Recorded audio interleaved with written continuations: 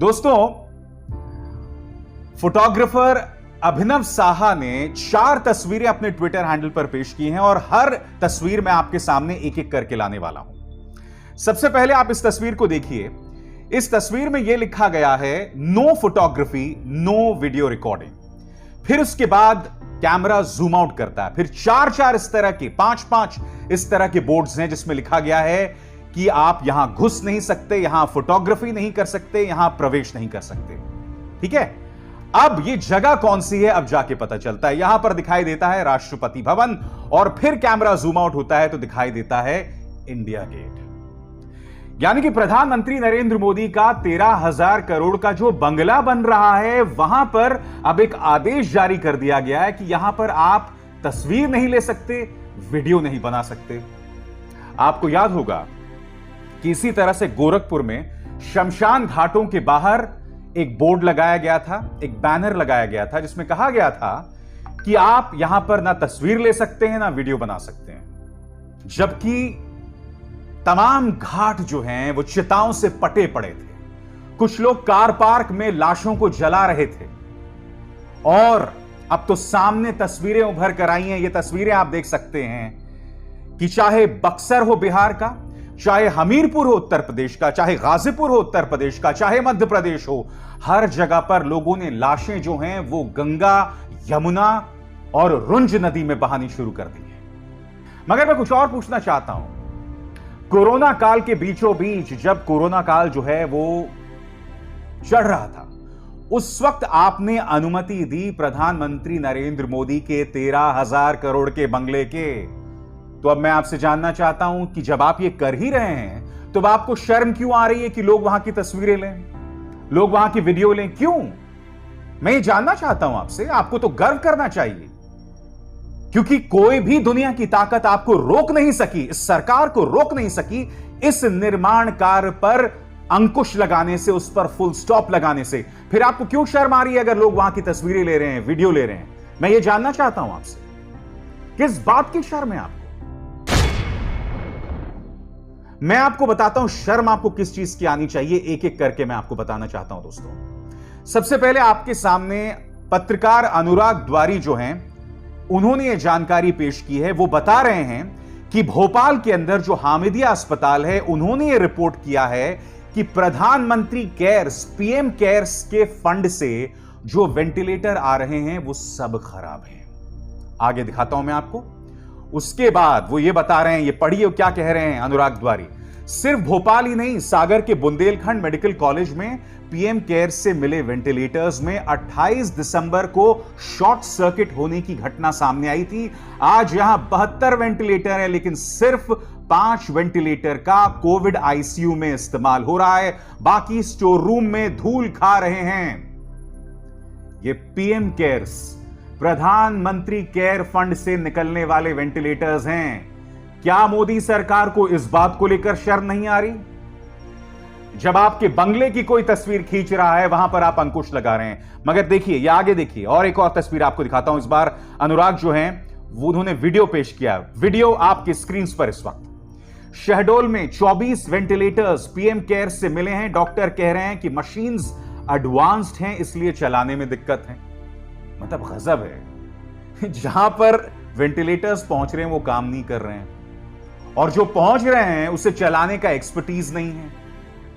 मैं ये जानना चाहता हूं कि जब बीजेपी सरकार को इस बात को लेकर शर्म आ रही है कि कोई प्रधानमंत्री के नए बंगले की तस्वीर ना ले, तो क्या इस बात को आपको लेकर शर्म नहीं आ रही है?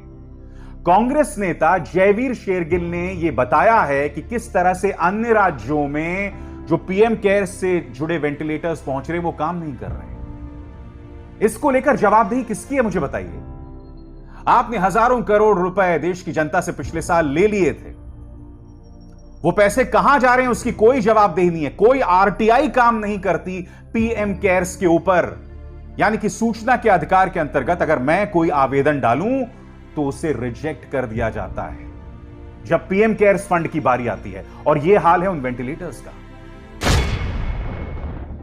मैं बताता हूं आपको शर्म किस बात पर आनी चाहिए। दोस्तों, आपकी स्क्रीन पर पत्रकार शिखर गुप्ता ने यह जानकारी दी है। मैं वो वीडियो आपको नहीं दिखा सकता हूं, मगर उन्होंने लिखा क्या है मैं आपको बताता हूं। गंगा के बाद मध्य प्रदेश के पन्ना जिले की रुंज नदी में लाशों का सैलाब। रुंज नदी में तैर रही आधा दर्जन से अधिक लाशें।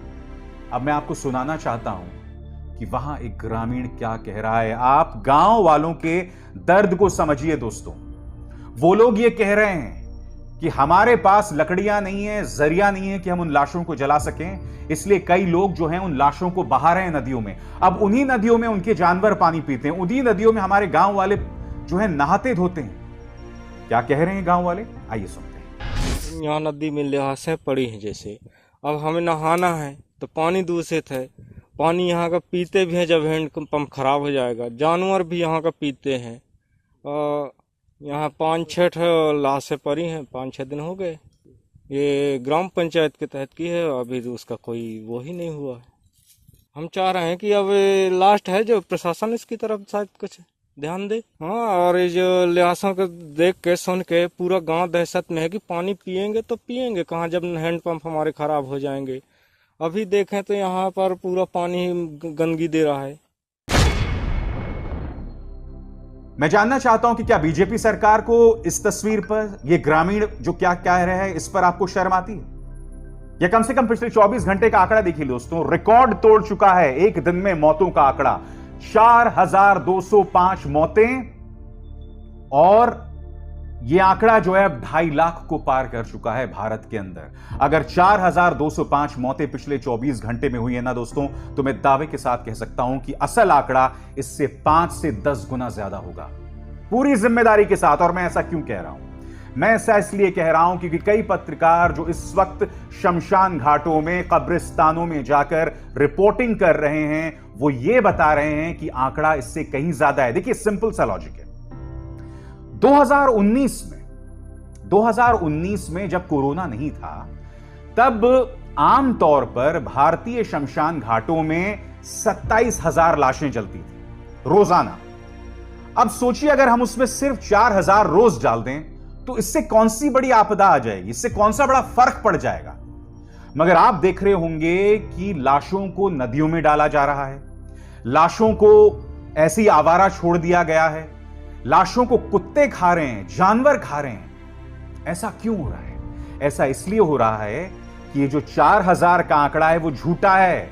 ये 4,000 नहीं, ये 25 से 40,000 हो सकता है। इसलिए लाशें इस तरह से आवारा जो हैं वो नदी में बहाई जा रही हैं। कभी तो दिमाग का इस्तेमाल कीजिए। ये सामान्य ज्ञान है, ये सामान्य समझ है, कॉमन सेंस है। और इस मुद्दे पर विपक्ष नेता राहुल गांधी ने करारा हमला बोला है। एनडीटीवी की खबर आपकी स्क्रीन पर। रेत में सिर डालना सकारात्मक नहीं, देशवासियों के साथ धोखा, बीजेपी पर फिर बरसे राहुल गांधी। राहुल गांधी ने क्या कहा, तुरंत मैं आपको पढ़ के सुनाना चाहता हूं। राहुल गांधी कह रहे हैं, कोविड महामारी के दौरान बीजेपी द्वारा सकारात्मक बातों पर जोर देने की कवायद को लेकर राहुल गांधी ने बीजेपी पर जोरदार हमला किया है। कोविड को लेकर सरकार के खिलाफ अपना आक्रामक रुख जारी रखते हुए कांग्रेस नेता राहुल गांधी ने ट्वीट कर लिखा है कि सकारात्मक सोच की झूठी तसल्ली स्वास्थ्य कर्मचारियों और उनके परिवारों के साथ मजाक है, जिन्होंने अपनों को खोया है और ऑक्सीजन अस्पताल दवा की कमी झेल रहे हैं। बकौल राहुल गांधी, रेत में सर डालना सकारात्मकता नहीं, देश के साथ धोखा है। बिल्कुल, यह देश के साथ धोखा ही है और इसके अलावा कुछ नहीं। मैं आपको यह भी बताना चाहता हूं कि किस तरह से इलाहाबाद हाई कोर्ट ने तल्ख तेवर चुनाव आयोग, योगी सरकार और हाई कोर्ट्स जो बड़े अदालतें हैं उन पर अपनाया है। क्या कहा है आपकी स्क्रीन पर, election commission, government failed to fathom disasters consequences of polls. Uttar Pradesh की इलाहाबाद हाईकोर्ट यह कह रही है कि चुनाव आयोग, इसके अलावा सरकारें और यही नहीं, जो तमाम बड़ी बड़ी अदालतें हैं, उन्होंने इस मामले में जो उसके दुष्परिणाम होंगे उसके बारे में नहीं सोचा। चुनाव आयोग पर यह दूसरा करारा हमला है। इससे पहले मद्रास हाईकोर्ट ने कहा था कि आप पर खून का केस क्यों ना दर्ज कर दिया जाए, खासकर आपने जिस तरह से चुनाव कराए हैं। तो चुनाव आयोग बच नहीं सकता। और चुनाव आयोग को क्या दोष दें? चुनाव आयोग तो एजेंडा फॉलो कर रहा है बीजेपी का, तो हम सिर्फ चुनाव आयोग पर दोष नहीं मढ़ सकते। इसके लिए दोष सिर्फ और सिर्फ बीजेपी सरकार का है। और इस वक्त भी दोस्तों सरकार की सिर्फ एक प्राथमिकता है कि किसी तरह से उनकी छवि बचाई जाए, और अपनी छवि बचाने के लिए इन्होंने बहुत ही फूहड़ रास्ते अख्तियार कर लिए हैं, बहुत ही अजीबोगरीब काम कर रहे हैं दोस्तों।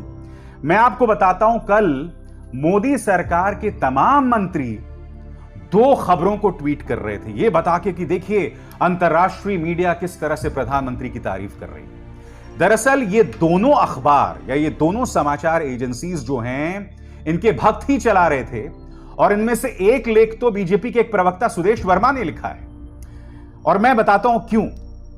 क्योंकि जिन 2 एजेंसीज में इनके लेख छपे हैं जिसमें मोदी सरकार की तारीफ हुई है, एक का नाम है द डेली गार्डियन और एक का नाम है ऑस्ट्रेलियन पोस्ट। और ऑस्ट्रेलियन पोस्ट ने क्या कहा है और द डेली गार्डियन ने क्या कहा है, मैं आपको बताऊंगा। मैं पहले आपको यह बता दूं कि द ऑस्ट्रेलियन ने क्या कहा था। द ऑस्ट्रेलियन ने यह कहा था कि प्रधानमंत्री नरेंद्र मोदी ने अपनी छवि के लिए पूरे देश को कोरोना में झोंक दिया था। मैं आपको यह बताना चाहता हूं दोस्तों कि गार्डियन ने क्या कहा था, आपके स्क्रीन पर अब आने वाला है। गार्डियन ने अपने संपादकीय में लिखा है, जो आपके स्क्रीन पर है, political यूब्रीज met pandemic reality in India this week. At the beginning of March, the Hindu nationalist government of Narendra Modi claimed the country was in COVID-19's endgame. India is now in a living hell. A new double mutant variant named B1617 has emerged in a devastating coronavirus second wave, which has seen hospitals run out of beds and oxygen. Mortuaries are so full that bodies are left to decompose at home. Charities warn that the dead risk being left on the streets. ये कह रहा है Britain का अखबार guardian.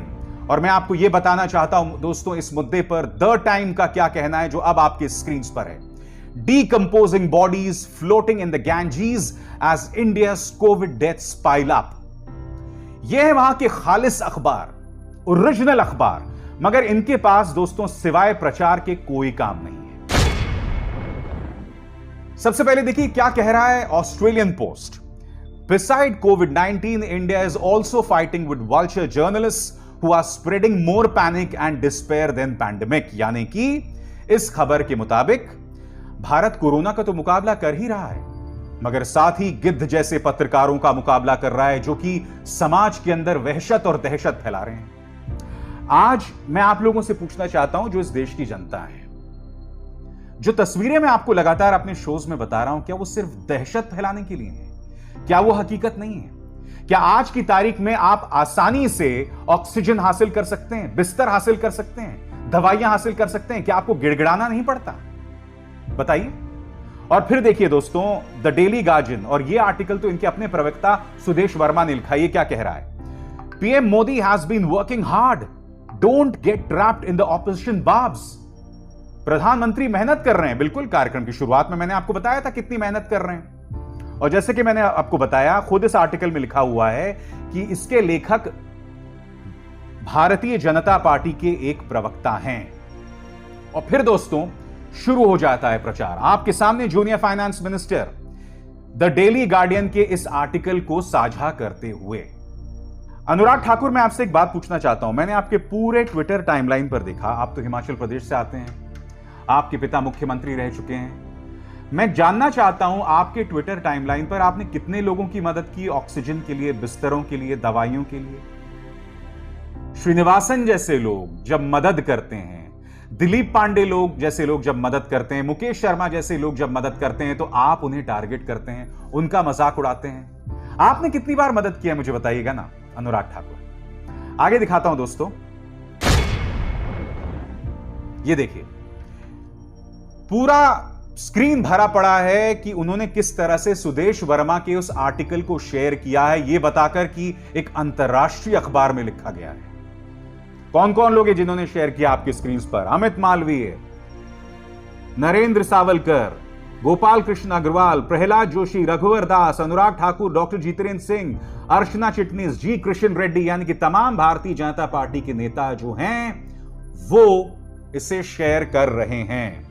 और अमित मालवीय ने क्या लिखा है वो भी मैं आपको बताना चाहता हूं। But the larger debate in the country is not about recovery और death, it is about who should be blame for the pandemic.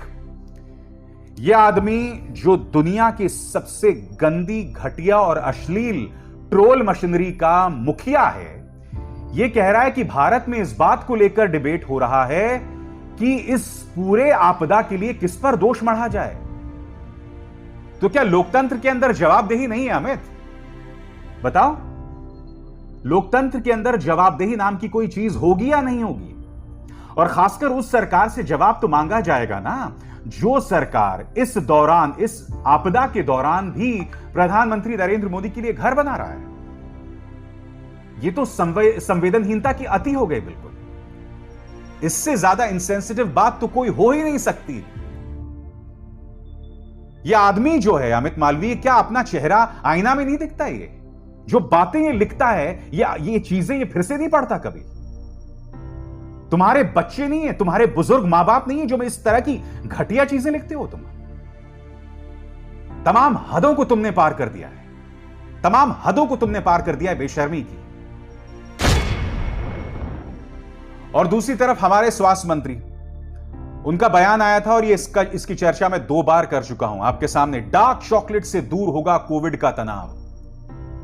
और इस पर रिसर्चर्स कह रहे हैं कि इस बात का प्रमाण दे स्वास्थ्य मंत्री। दोस्तों, ये शख्स जो है ना, ये एक डॉक्टर हुआ करते थे, इन्होंने डिग्री हासिल की होगी डॉक्टरी की, और ये शख्स आज की तारीख में ये कह रहा है कि डार्क चॉकलेट से कोविड से जुड़ा हुआ तनाव दूर होता है। मैं आपसे जानना चाहता हूं, और ये बात खुद रिसर्चर्स उनसे पूछ रहे हैं कि इसका क्या प्रमाण है आपके पास?